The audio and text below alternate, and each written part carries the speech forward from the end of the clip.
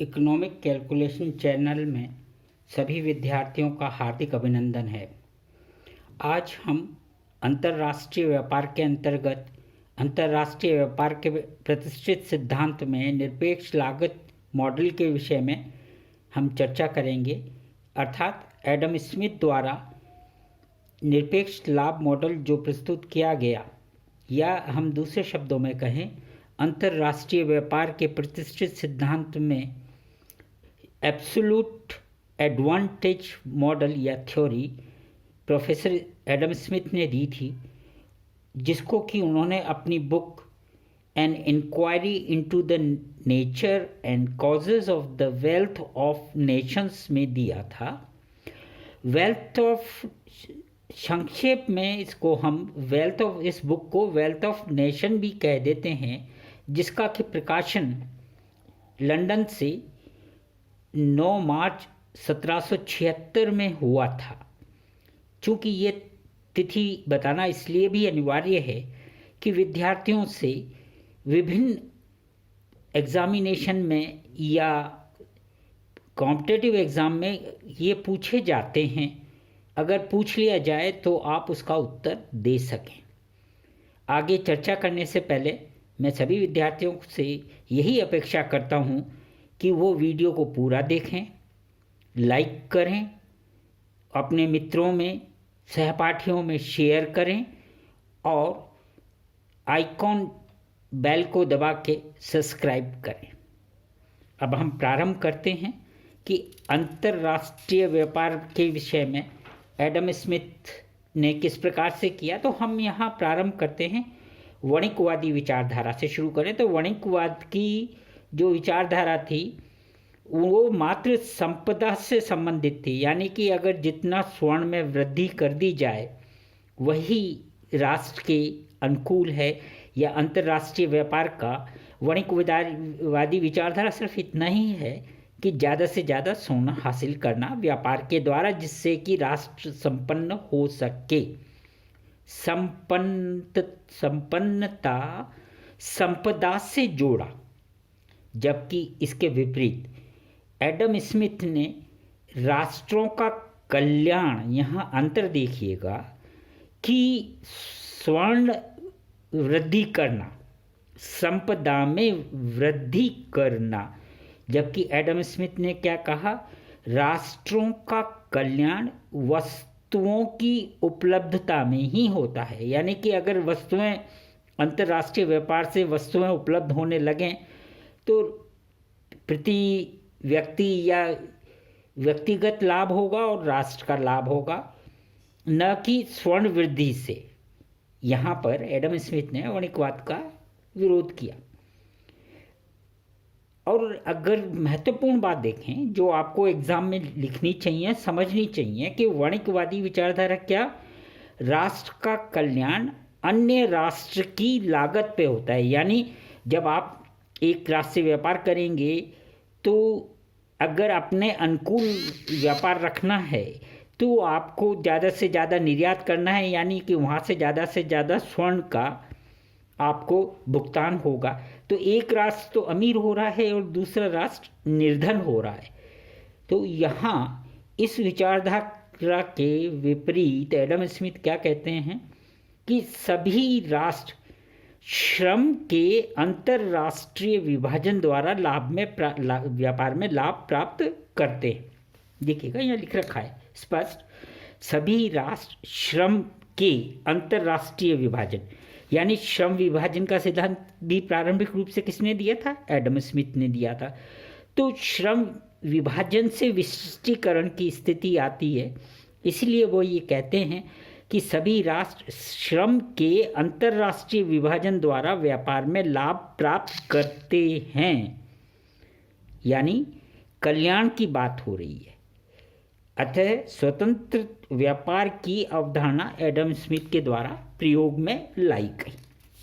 हम अब Adam Smith की ही आगे चर्चा करते हैं। एडम स्मिथ ने अपनी बातों को समझाने के लिए अगर हम देखें कि 17वीं शताब्दी 17वीं शताब्दी में यूरोप में, विशेषकर इंग्लैंड में जो उत्पादन की दशाएं थीं उसी के अनुरूप एडम स्मिथ ने अपनी विचारधारा, क्योंकि उनका उस समय के वातावरण का पूरा प्रत्यक्ष प्रभाव था, एडम स्मिथ ने क्या कहा कि श्रम ही उत्पादन का एकमात्र साधन है। उनकी परिकल्पना क्या थी कि हम अन्य साधनों, जैसे कि हम पढ़ते हैं ना कि प्राकृतिक साधन, मानवीय साधन और पूंजीगत साधन, तो एडम स्मिथ सिर्फ मानवीय संसाधन की बात करते थे। तो राष्ट्र में उन्होंने क्या कहा कि राष्ट्र की कैसी भी भौगोलिक परिस्थिति है, राष्ट्र में श्रम पूर्णतः गतिशील होता है, जबकि अंतर्राष्ट्रीय स्तर पर यह संभव नहीं है, या ये कहें कि दो राष्ट्रों के मध्य श्रम गतिशीलता या श्रम की गतिशीलता संभव नहीं होती है। एडम स्मिथ की विचारधारा को सरल रूप से समझने के लिए उन्होंने अपनी पुस्तक में जो उदाहरण दिए उसी के अनुरूप हम भी परिकल्पना करते हुए दो उदाहरण हम उदाहरण से बताते हैं।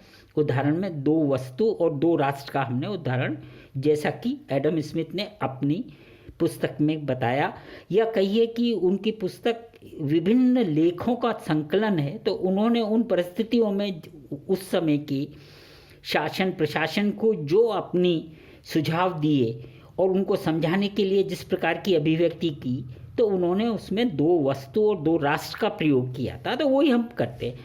और राष्ट्र में श्रम की गतिशीलता उन्होंने क्या कहा, पूर्ण है, यानी कि आराम से एक जगह से दूसरी जगह जा सकता है। इसका मतलब क्या है, अगर हम अर्थशास्त्र के सिद्धांत या माइक्रो इकोनॉमिक्स में देखें तो पैमाने के स्थिर प्रतिफल हमको प्राप्त होते हैं। जब अगर गतिशीलता है तो पूर्णतः लोच बात आएगी, तो यानी कि पैमाने के प्रतिफल क्या होंगे, स्थिर होंगे उसमें। अतः फिर यही कहा गया, अतः स्थिर सीमांत अवसर लागत, यानी कि एक जगह से दूसरी जाएंगे तो सीमांत लागत की जो है अंतर वो बहुत नहीं के बराबर होगा, तो वो अपने आप स्वतः ही संतुलन में आ जाएगा। यानी कि उत्पत्ति का साधन उन्होंने क्या माना, मात्र श्रम।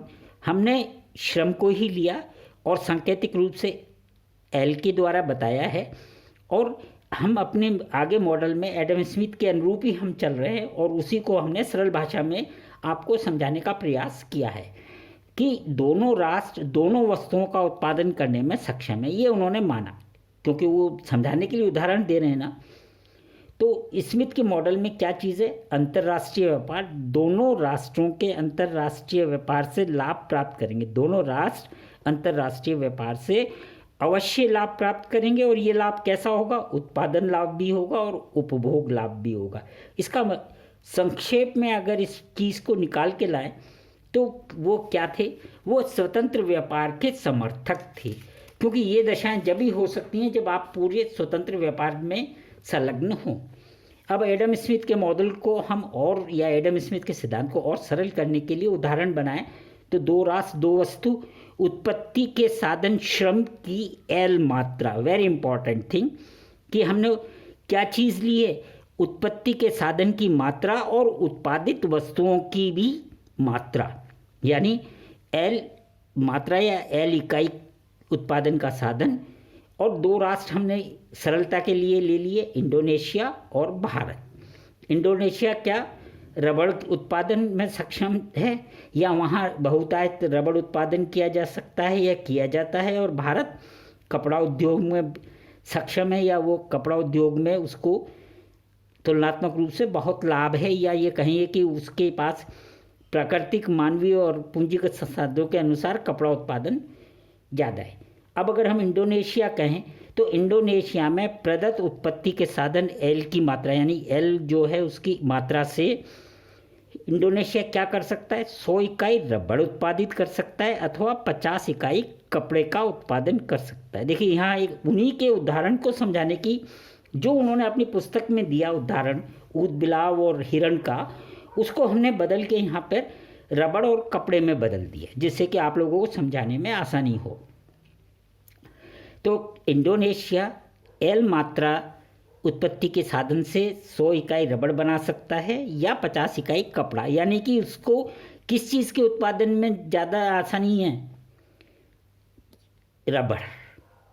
यानी वो अगर रबड़ को ज़्यादा बनाएगा तो उसको फ़ायदा है बनस्पत कपड़े के, क्योंकि एक इकाई से वो यहाँ इतना तो एक इकाई से वो उसका आधा बना पा रहा है, या इसको आगे चल समझाते हैं हम, उत्पादन करता है, ठीक है। अथवा दोनों वस्तुओं का कोई भी कम्बिनेशन, भाई इतना ये मात्रा दोनों की परिवर्तित भी हो सकती है। यदि हम अवसर लागत अनुपात यानी कि एक साधन से दूसरे उत्पादन का अनुपात लें, तो यदि अगर अवसर लागत अनुपात किसका, इंडोनेशिया का 2:1 माने, यानी इंडोनेशिया एक इकाई जो कपड़ा अतिरिक्त उत्पादन करता है तो उसको 2 इकाई रबड़ उत्पादन का त्याग करना पड़ता है, क्योंकि वो रबड़ में उसमें निपुणता है, या उसका श्रम रबड़ ज़्यादा कम समय में उत्पादित कर सकता है। या दूसरे शब्दों में कहें कि 2 इकाई रबड़ उत्पादन हेतु उसको 1 इकाई कपड़ा उत्पादन का त्याग करना पड़ेगा।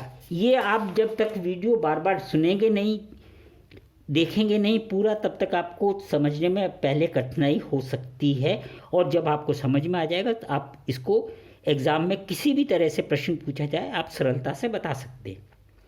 तो भारत का लें तो उत्पत्ति के साधन एल की मात्रा से 50 इकाई रबड़ या 100 इकाई कपड़ा, यानी कि भारत कपड़े के उत्पादन में ज़्यादा सक्षम है किसकी तुलना में, रबड़ की।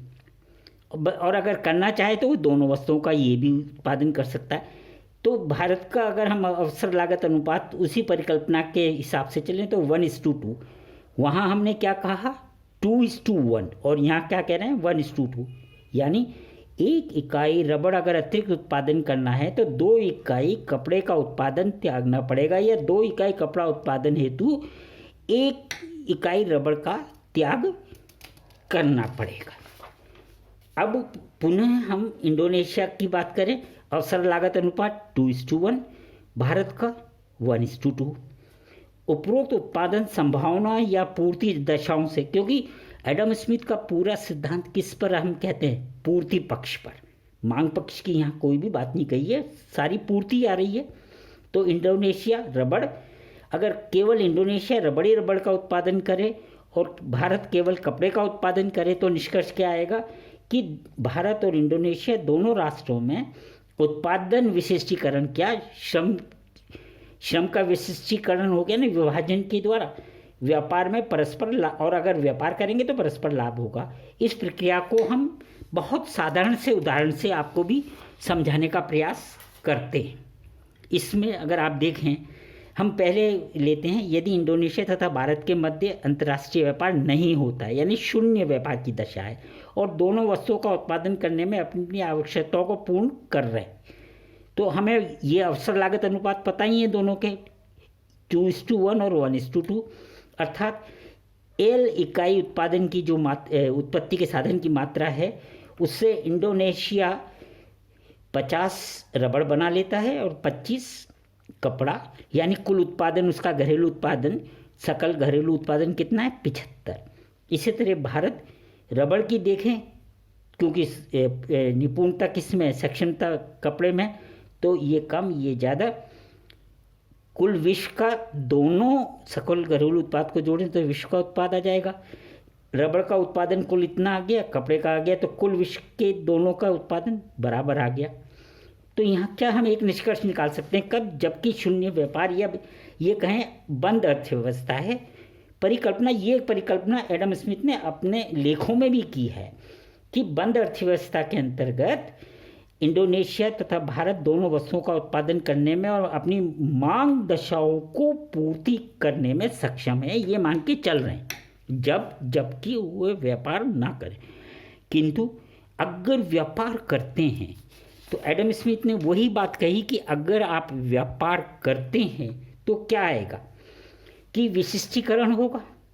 यदि इंडोनेशिया तथा भारत के मध्य अंतर्राष्ट्रीय व्यापार प्रारंभ हो तो प्रारंभिक अवस्था वहाँ हमने देख ही ली थी, अवसर लागत हमको पता है। अब क्या है कि उसने जो 25 इकाई कपड़ा बनाने के लिए करना था वो किधर लगा दी, इधर लगा दी, तो 50 बन गई, 2:1 है ना। तो 25 इकाई के बदले वो क्या उत्पादन कर रहा है 50 और 50 पहले का था, तो कुल उत्पादन हो गया 100 और कपड़े का उत्पादन 0। इसके विपरीत भारत की भी वही स्थिति हो गई, कपड़ा पहले 50 बना रहा था, 25 यूनिट न बना के 50 और बना लेगा तो 100, रबड़ का भी 100, कुल उत्पादन 200, विश्व का कुल उत्पादन 200, है ना। रबड़ का विश्व और कुल उत्पादन आप जो पहले बताया वो बिल्कुल उसी तरह से। अब उत्पादन लाभ क्या होगा? सकल घरेलू उत्पादन में वृद्धि होगी। पहले कितना था? 75 75 150 था, अब कितना हो गया? 200। यहाँ पे भी 75 था तो कितना हो गया? 25 ये बढ़ गया, 25 ये बढ़ गया। और यहाँ पर 75 75 की जगह 100 100 200 हो गया। तो इधर से देख लें आप, चाहे इधर से देख लें, कुल मिला के वृद्धि।